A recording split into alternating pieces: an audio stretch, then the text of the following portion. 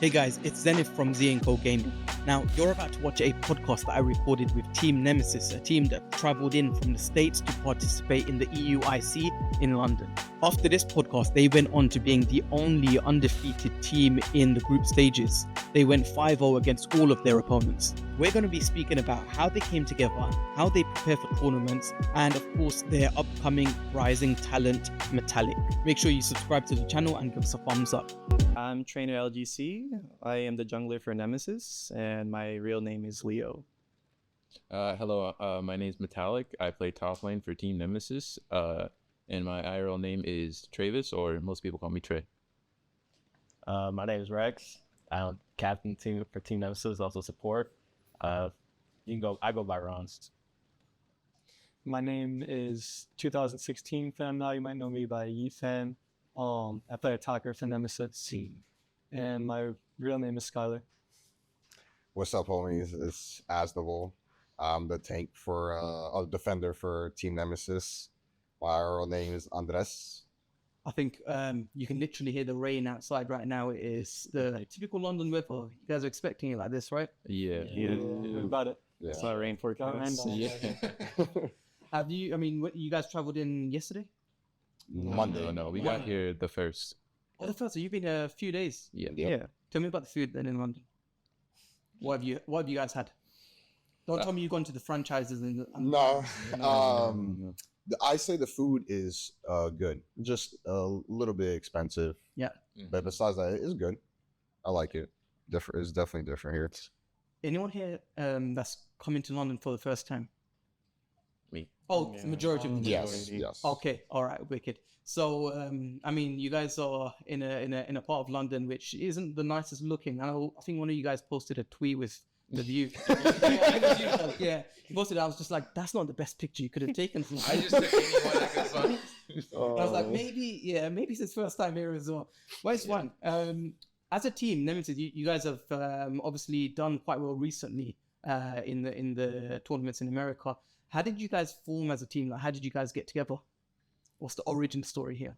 Origin story is started back in the first UCS. I kind of wanted a team. I had a couple offers to team with other teams, but I ultimately wanted to play with one of my friends. I know I was playing with Ethan a lot during like that preseason, so it just made sense at the time, and that's kind of how he brought along you guys got together first. Yeah. Yeah, so we, Asnable, me, Rex, and Trainer played together in the first year. Yeah. Of UCS. And now it's year 3, so imagine. Yeah. It's crazy. Where did Metallic come from? Metallic, he just turned 16. Yeah. Last my month. birthday was the 26th of last month. So I just turned 16. I just became legal for ECS. I just played with these guys like the entire off season.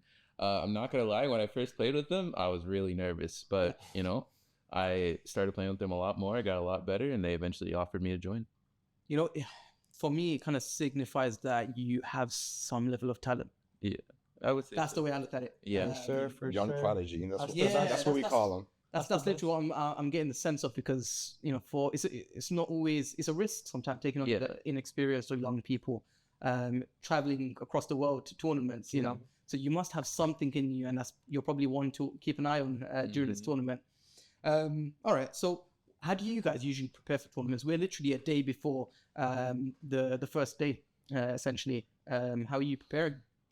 It depends. Like I'll do like a lot of like VOD reviews, and I look at a lot of like Unite API, look at what teams are running, kind of see what makes the most sense for us, and then like develop drafts for certain teams. Or like I'll have Metallic like do a draft against me, and have them act like, okay, you'll be this team, I'll be our team, and let's just see what makes the most sense, what's the most likely scenario, and then just implement that when we actually come play. So I assume Rex is the kind of data person. Yes. Like UX, yeah. Yeah. Oh, and yourself as well. It's pretty good as well if you're learning it at this age as well. Where you can go with that would be great. Trainer, you've got a lot of experience in competitive gaming. How do you kind of handle high pressure situations like at the venues, at the events? Like, how do you kind of regulate yourself? I usually just deep breathe a lot while I play and just focus on the screen more than the crowd. That's how I usually play. And then usually I play in practice mode before every set, working on the mechanics on my speedster play mods. Yeah. You played with really mean Zoroark as well. Yeah, I played like 4 different MOBAs anyways. Okay. So I kind of like understand the game more for jungle. Wicked. Which one of you guys is? I'd like to say crowd pleaser, the one that thrives on the cheers or on the environment or the hype. I think he's easy. Probably, yeah. You know, I feel that way. I Yeah. do. what are you expecting from London then, in terms of the crowd and the atmosphere? I expect it to be exciting, wild, but I don't think it's gonna affect us. I think we're ready. I feel truly confident in our squad. I feel like we're the best we ever been, and yeah, I think it's more exciting if everyone's cheering. I think if that's the case, I know for sure we'll win. So He's got the confidence. Yeah, That's good. All right, let's quickly talk about the competitive scene at the moment. We've got this new, from last year and from previous tournaments, we've had this new kind of draft banning system where they're banning 2 Pokemon from each side as well. Are you guys like thriving off that? Do you guys prefer that than the older system? Oh, I love that system Why? because we don't have same pick bans all the time, and there's more like Pokemon spread from teams. It doesn't require you to play 1 or 2 mons anymore. If you were to, I mean, let me ask Metallic this. If you were to pick 3 Pokemon that would be like the go-to bans currently, what 3, or it'd be like the 3 Pokemon that you'd want to have on your team and not give to someone else, what 3 would you pick? Top 3 first has to be Buzzle. That character is super, super good. Always going to be broken no matter what. Second, I would say is probably Leafeon. Leafeon's a really strong first pick. If it's open, you'll almost see someone take it. It's either if both are open, you'll see Leafeon or Buzzle as the main pick. Third, it's kind of hard. It can be like in between. There's a lot of Pokemon. But in my opinion, either I would want an on my team or the enemy team would probably be Crustle. Okay. Yeah, I think That's been a rising defender. Yeah. Well, I mean, does anyone play Crustle here? You do. yes. I mean, what do you prefer in its movement sets? Because it's quite variable. Yeah, as a defender, I just played the Rock Tomb and X Scissor with the eject button, and I feel like it's fairly easy to understand, and it helps you trap enemies. Yeah. Especially now with the meta, like if you get a good trap, you burn their actives, and then the next engagement you could go on. Like, And that's on an offensive. Even defensively, it's just amazing zone. yes. Yep, they can give you information of what bushes, slow enemy down. So, yeah, it's pretty useful. For sure, I think Crustle is S tier or A tier. A possibly is S tier, depends. Is there a defender better than Crustle, or are we saying Tree? Or currently Crustle is the top? it feels like Crustle is the best. It feels like Crustle's the best. yeah. That's really important information. Okay, because I know there's regional differences. Some regions play a lot more with different defenders and different attackers as well. All right, Yifan, question for you. Out of the teams that you could play against, who would you prefer not to play against anytime soon? Who would you want to avoid in the early rounds? Yeah. There's a lot of good teams in this tournament. It's international, but the main team I think is really good right now is probably Fusion from Latin America. Yeah. They're very good. We scrim against them a little bit, and I think they're one of the best teams in the world for sure. I definitely don't want to play them. Perfect. Then Rex, what would you say is one that you have good rivalry with that you would enjoy playing against? Or Probably GT. GT? Yeah. Yeah. With Lutano on the team now? Yeah. Okay, that's already knocking out one of my quiz questions that I had ready. Just answered it myself. Okay, cool. So GT is one to kind of look out for if we see a good kind of GT versus Nemesis, and it's both North America anyway. Yep. So there's the rivalry there. All right, awesome. I want to quickly talk to you about, we're a company that's really focusing on careers in esports. You're someone actually that I'm going to actually come to in a second, because you just started, I'd say, your esport career. But for the rest of you guys, like, what do you imagine yourself doing after you finish Pokemon Unite?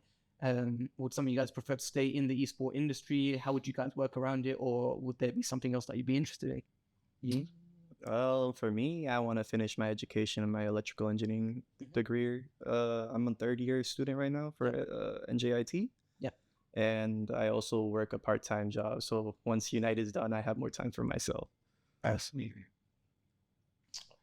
For me, I'm active duty military, so like Unite takes a lot of my time. So Yeah. this will probably be like my last year competing. Like I don't see myself playing anymore after this. For sure. For me, I don't know. It's a lot of work, like practicing and doing everything you need to do to be ready to win the tournaments. But I do really enjoy the tournaments, like the competition, and especially like getting to go places like London and meet people, your friends like on your team and whatnot. So I'll miss that for sure. But yeah, I don't know. I might look for some game that I can play tournaments in. I might do the Unite tournaments again next year. I'm not really sure. To think about it. For me, probably my last year. Just I've been, playing games for a while competitively, and I think this is my best game to like actually make it to winning something. And I think if I accomplish that goal, I think I'll just be fine. And trying to really start a family. So after probably this year, yeah, probably be my last, hopefully. Wicked. Some of you guys have been around for a very, very long time, so I can imagine the workload that goes on behind the scenes. And I've always looked at it as, it's been quite hard with esport players that transition, or very few transition into kind of maybe management roles, or that going down business or various different kind of avenues within esports.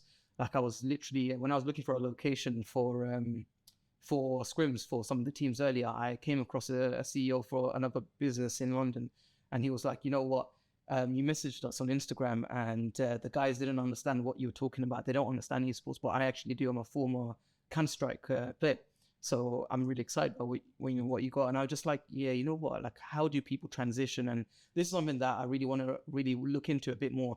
Let's leave it on with Metallic then. Where do you kind of see yourself in your young and budding career here? I'm kind of in between. I think if Unite stays like an esport game and they keep competing, I think I'll stay for a while, because I really do enjoy playing this game and I love all the friends that I've made playing this game. If Unite does end though, I'm kind of in between. I'm either gonna like focus on, let's say, like college, or I'll find another game. If there is one game that I would say I do want to go to after this, I would probably be Valorant. I enjoy that game a lot. Because Unite, it's a MOBA, but this is like the first MOBA I've ever played. I haven't really played any other MOBAs. I've like dipped into like the waters of League of Legends, but it's like okay to me. All right, let's move on to the quiz. There are 3 different stages of questions, ranging from easy, advanced, straight, making it a jump to advanced, and super. You might be okay. The rest of you guys might struggle. It is interrelated. So I'll start off. For the first easy questions, I'll pick a person to answer the question. The rest of them, you can work together to find the answers. Okay.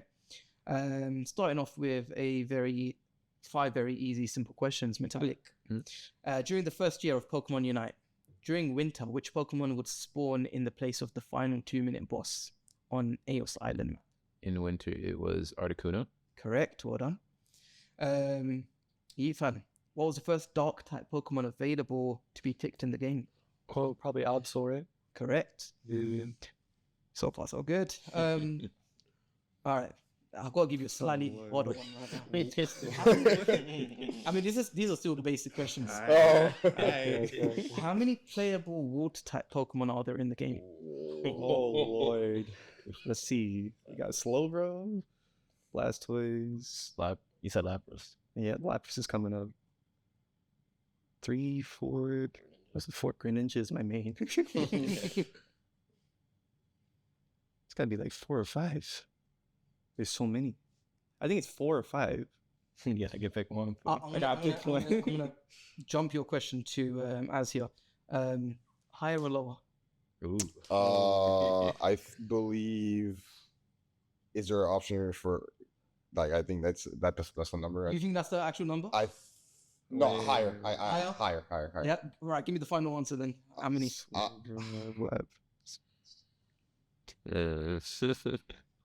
Nothing. 6. 8. Eight? There are 8. There is Gyarados, Oh, Yeah, I forgot about I forgot about. Lapras, Blastoise, Bust. Cramorant, Oh, damn. Slowbro, I forgot that too, actually. Greninja, mm-hmm. Azumarill. Oh, Bro, no one plays Azumarill. There is one that everyone does play, Inteleon. Oh, I knew Inteleon. I thought it was 5. I could only think of 5. All right, I'll pass this one to Rex. Then, how many attackers are there in the game in total? I'm going for it. That's like the biggest pool. exactly. I'll give you a clue. It's more than double of the last answer. So 16. More than More than More. double. Yeah, then Rush. That's a lot of attackers in the game. That's a lot. That's a big. Or is it defenders? I think I know how much it is. Probably. Did I steal it? Yeah. I think it's 18. Is it 20? 19. Oh. 19 attackers in the game. All right, not bad. Very, very close. All right, I'll go back to a really easy one. I'll pass it back to Trainer to redeem himself. There are how many steel type Pokemon? It's very small. Steel. We got Aegislash, we got Metagross. Fizzlor. That's like a dual mon. Yeah, Scizor, I guess. That counts though. 3 Metagross. We already seen that. There isn't that much, is there? Steel type. Steel. I think 3 or 4 Is Lucario. Lucario? Lucario is a steel type. Wait, is he? Yeah, He's fighting. Steel fighting. Yeah. He's neutral psychic moves on him. Okay, yeah. It's like 4. There are 2 more. 2 more? 2 more. So there are 6 in total that I know off the top of my head. Okay. Is there any steel type tanks? Steel type tanks. I don't think we have any, do we? There's a Steel Fairy and a Steel Dragon. Steel Fairy and Steel Dragon. Oh, Duraludon is the Steel Dragon. Yeah. Steel Fairy should be what? Who's the Steel Fairy type? The one that everyone used to complain about. Why don't I know this? I know this you. That should be so obvious, I feel like. Support. Yeah. Is it a support? No, it shouldn't be a. Steel Fairy, Steel Fairy. It's probably an attacker, then. It's a first. It is an all-rounder. All-rounder. Steel Fairy. I hope I'm correct. You know? I hope so, because Why can't I think of I don't remember any top leaders that are steel. Annoying top laners. Steel Fairy? It's not Tinkaton. Tinkaton's not in the game. Playable characters. Yeah. Is it evolution? I mean, he could be an all-rounder that's a jungler. Wait, There's an EX Queen. The Rider. oh, you're talking about Zacian. That's never Zacian. Because always banned. It's always been. That's what I said. Everyone likes to play Dumb now. it. All right. Moving on to the difficult questions from here. So I'll say difficult, but I think some of you guys will be quite easily able to pick these out. The top 3 teams in the World Championships in London 2022.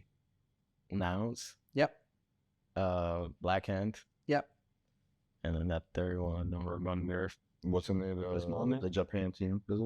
This moment? MOS? Nope. Alright, what's the line with Marios? I forgot their names. It is an Asian team. Yeah. This Mommy's team, right? I think Is it a secret ship? Yep. No. Yeah, I have no idea. Was it Mommy's team? Yeah. It is beginning with R. I'm giving you guys way too many clues. Renaissance? Or no, Yes. You said it, I'm going to take it. Okay. Just take that one. Yeah. Yeah, that is correct. In first place, we had Blackhand. In second place, we had Niles. And in third place, we had Renaissance. I want to skip this question, but I can still ask this question. But you guys 100% will know this. So Metallic, this is for you. Oh, God. Before playing for Team GT, Lutano played for which pro team? TTV. Very good. Well done. Okay. Who was Yifan? Who was the rookie of the year in 2023? The rookie of the year? There's a rookie of the year? Yeah. I don't even know that. Do you want to pass it? Yeah, I'll have to pass it. I have no clue. I didn't know. Rookie of the year. Was it Utah? Oh, yeah. Rookie of the year. No. I think this person is a finalist. He didn't win, but he Wasn't it amazing in an finals. Asian player? No. He's a finalist. It's I don't. Wasn't somebody from LG? No. It can be. So is that from the Philippines team? I think it's a finalist. I will give to you guys. It is Tempest. Tempest. That's what Oh, what is? Yeah. the Asian team. Yeah, he was a savage. Yeah. I remember watching that back and I was just like, I want them to win just for him. Yeah. He's just playing so well. Yeah. Really easy one. I'll give to you, Soph. Name 4 of the casters from Unite Battle Hub that will be doing the EUIC open brackets tomorrow. Spraggles is always there. Wait, no. No. Oh, no. casters. United Oh, Unite Battle Hub. It's, Zoinks. Zoinks. Yeah. No. Relic. Yep. yeah. Pump. No. No, not Pump, bro. It's what's his Kella? Yep. Yeah, okay. Killosaurus. Kello. There's 2 more. 2 more. There's one dude, the one that actually does. What's his name? Johnny? No. 1 male, 1 female. Yeah. Assuming genders here. He's the one that does the Fun one. the payouts usually. Bacon. Yes. Yes. Yeah. And then we said one female. We said Calosaurus earlier. Yeah. Yeah. Bridget. No. Mistake? No. Begins with S. Ends with Chan. S ends with Chan. That's a big No clue. idea. That's such a big clue. We I don't Oh. know. Soft Chan. Chan. Oh. Okay. I haven't looked into the casters, dude. I need to start doing that. I think some of them are recurring at Kello and maybe Yeah. some of them are maybe not as prominent yet. And I remember. everyone's getting a time to shine, I guess, which actually opens up to some very open questions now. Who do you guys think is the funniest caster in Pokemon Unite? Dupe Snacks. Zeus has Zoinks, yeah, one of the 2. Dupe Snacks. No, Dupe Snacks for sure. Dupe Snacks. Yeah, Deuce next. I probably would agree with you guys as well. I bumped into him earlier today as well, and I was just like, man, you guys are hilarious. Like, he definitely is funny. Kind of putting that to the side, then who would be your favorite commentator? So maybe not about the entertainment, but generally overall your favorite commentator in Pokemon I Unite. think it would be Zoinks or Chris Heroes. Yeah. It's either or. I liked watching their VODs on streams that they watched for NA tourneys or regular tourneys. Yeah. Chris Heroes is one that when I look at his content, it's like, it's informative, but he's actually a good player as well. Like, he plays the game really, really well, and as well. Awesome. All right, super hard question time. And we're starting off with latest patch update. This will obviously test your kind of competitive know-how, how you've prepared for the tournament, what Pokemons you know a little bit more about as well. Glaceon's Icy Shard's attack speed was nerfed from 75% to what? Patch was this? The last. This was the last Yeah, one. yeah. Yeah. The one before March. March. Yeah. Right between March Quals and March Finals. It was like March 13th, March 12th. 65. I don't know what I thought. I think Was it 65? Yeah, it had to be like at most 15. Wasn't it 60? Anyone think higher or lower? And then I'll give you the answer. Is it 65 higher or lower? It's not 65. Yeah. I think it was It has to I be think lower. 60. It has to be low. 60 is correct. Yeah. 60. We're done. Last year, Glaceon was a popular pick. Yep. What was it about the Glaceon that people liked securing Glaceon for? What was it that it could achieve? It was like the natural born tank shredder. And like if you had a pairing of Intel and Glaceon last year, Yeah. any speedster in play would just get deleted from full health. Yeah, I remember seeing, I think it was a tournament match where, I don't know if it still exists, but the Dodrio was running away. He went to base and it still got hit through a Hoover portal or something. Yeah. Yeah, That's it just chases crazy. you all the way back to base. Yeah. Crazy amount. Okay. Anyone play Inteleon here? Yeah. All right.